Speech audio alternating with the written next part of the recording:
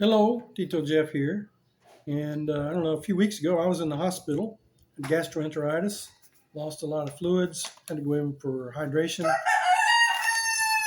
I got some antibiotics to help clear up my bowels, and I've got our new rooster here, so he's making a lot of noise this morning. So I told you I would make a video about the expenses that I incurred at the OSPA Farmers Medical Center in Ormoc City here in the Philippines. And here's a picture of my final statement.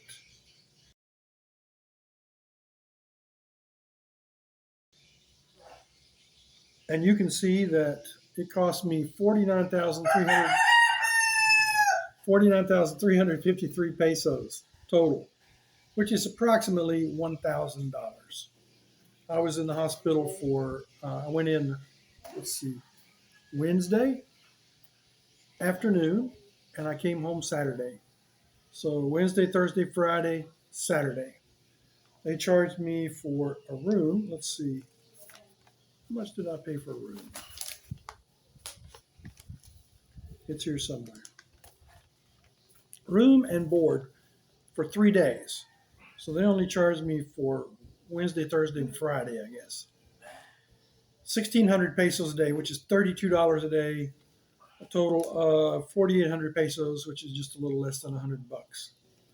Drugs and medicines were 17,719 pesos, which is about $360.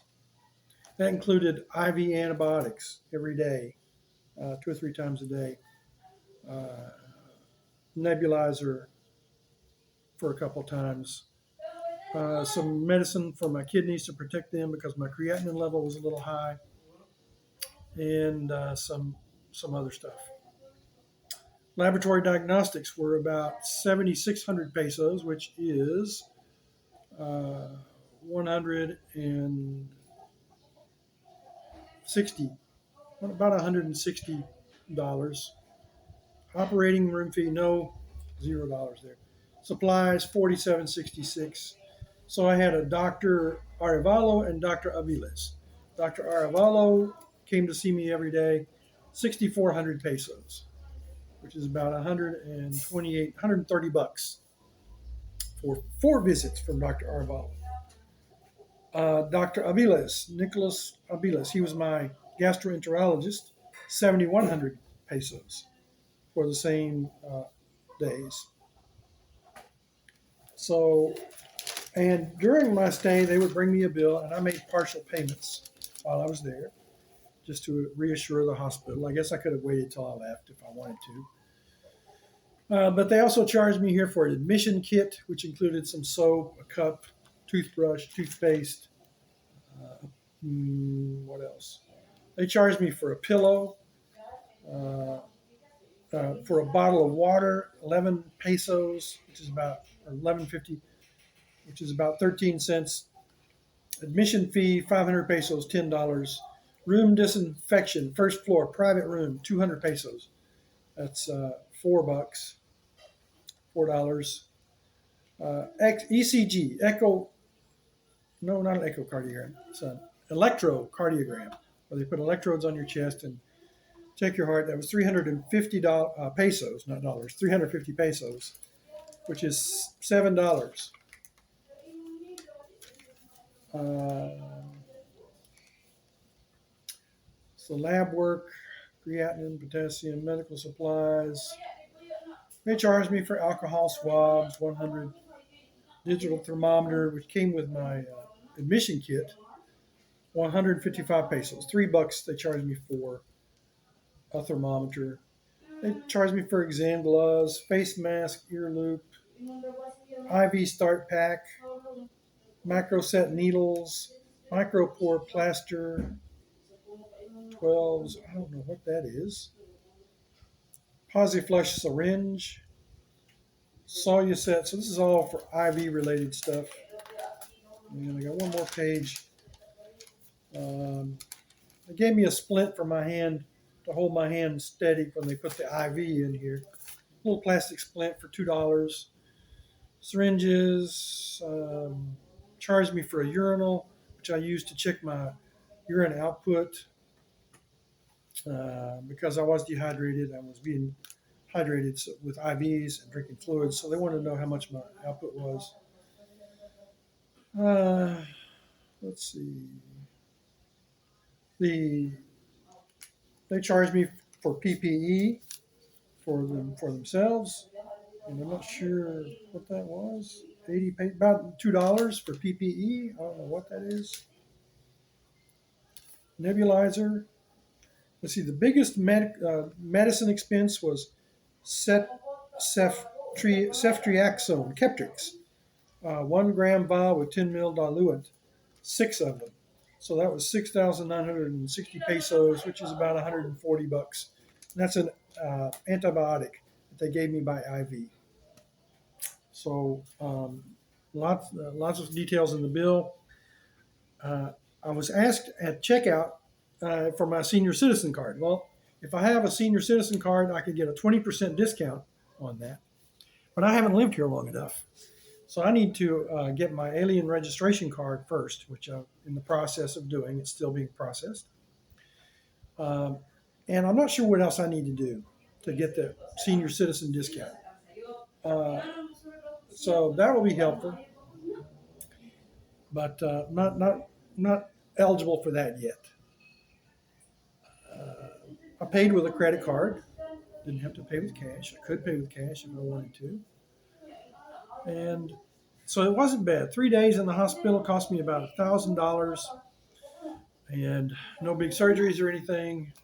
If you have to have surgery, I'm sure it's going to cost a lot more. I'd probably have to go to another city, maybe for like open heart surgery. I don't know if they can do that here or not. The only thing I found out that they don't have here in Ormoc City is an MRI.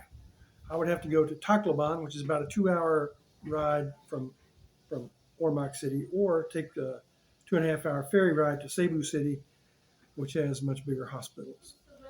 But they have CT scans, echocardiogram, just about everything you'd need and see in a modern hospital you could find here in Ormoc City. So they took good care of me. I got kind of antsy, was ready to go home after the fourth day, and learned some things about my medical uh, conditions that I didn't know. For instance, Dr. Arvalo told me I have COPD. Well, I didn't want to hear that because I watched my mother die of COPD, and I know how terrible it is. And I had never been diagnosed with COPD by any other doctors in the United States. And I thought, oh, she's crazy. And she talked to me about it, and I looked online and learned a little bit more about COPD, and I have what's called chronic COPD instead of acute COPD, which is what my mother had, which was terrible.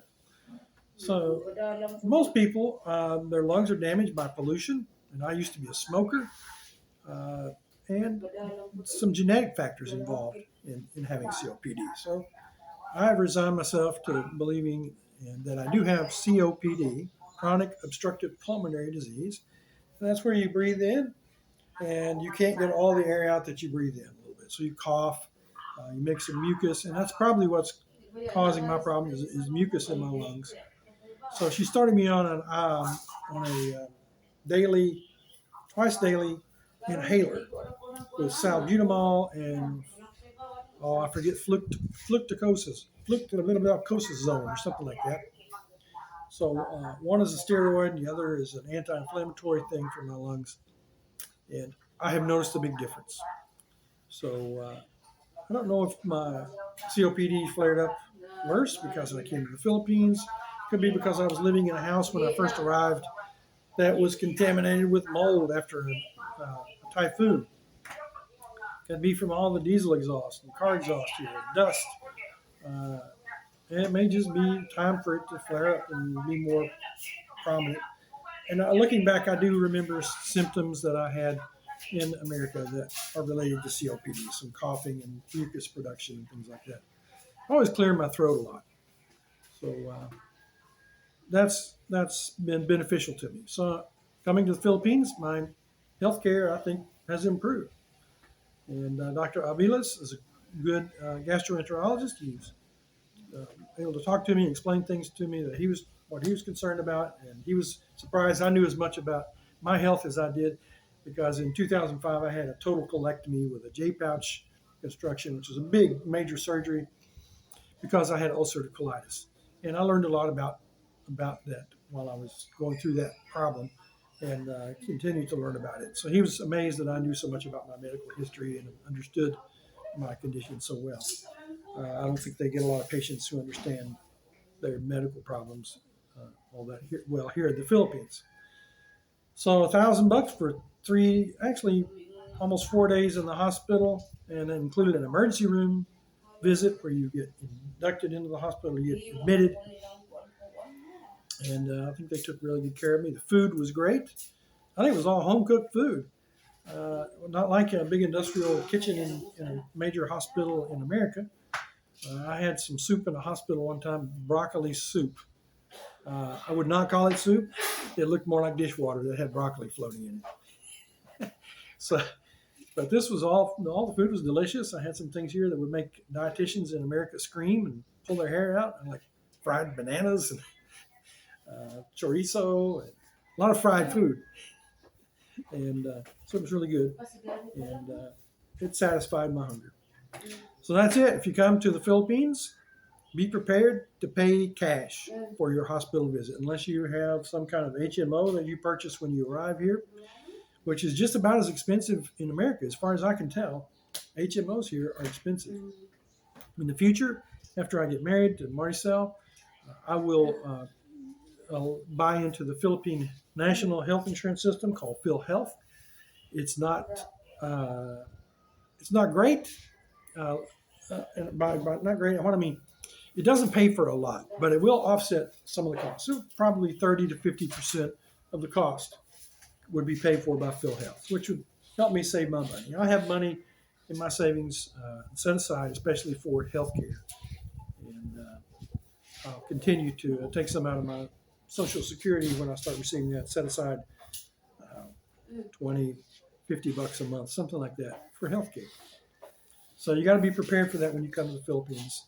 Pay up front sometimes before you get a medical blood draw or an X-ray. You have to pay up front. Take the receipt to the X-ray technician. They see you've paid. They give you the X-ray. So that's different here than in America.